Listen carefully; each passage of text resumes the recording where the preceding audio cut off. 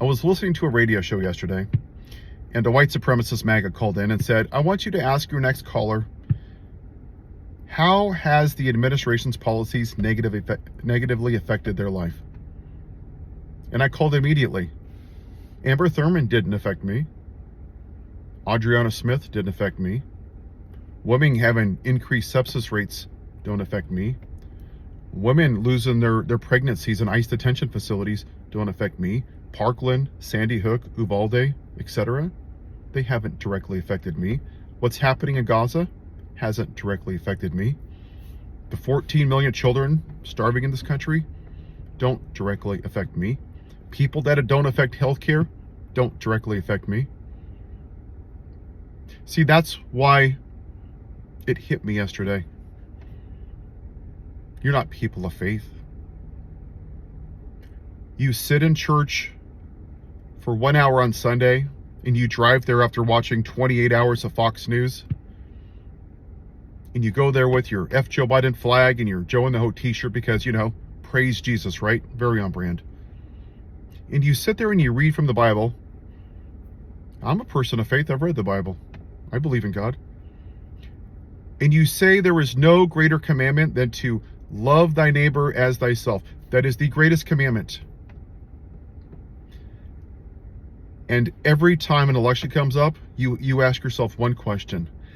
Am I better off now than I was 4 years ago? Am I better off? And that is the Republican, MAGA, white, evangelical, white supremacist agenda. Me, me, me.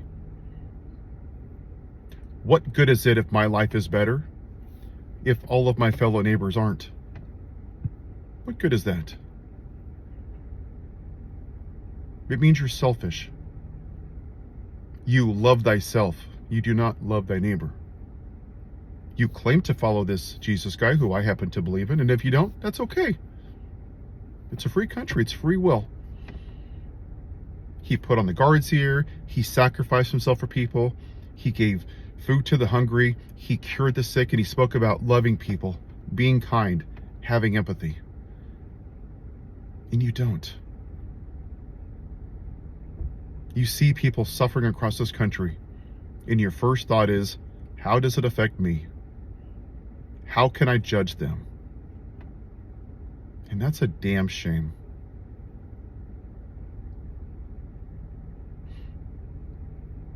You have always chosen Barabbas over Jesus. You want the insurrectionist, the perception of an alpha male, a strong man, a tough guy. You want to burn Rome to the ground. As long as your life was better 4 years ago, screw everybody else, right? And that's sadly where we are. That you measure, is my life better? Through monetary wealth. Are you not supposed to give unto Caesar what is Caesar's? Is it not easier for a camel to get through the eye of a needle than for a rich man to get into heaven? Are you not supposed to build your wealth up in heaven where moth and rust can get to it? Speaking out about all these issues, about minorities, people of color, our black brothers and sisters, Gaza, Adriana Smith, women's rights, the officers of January 6th. I care about all of their lives because we're not the same.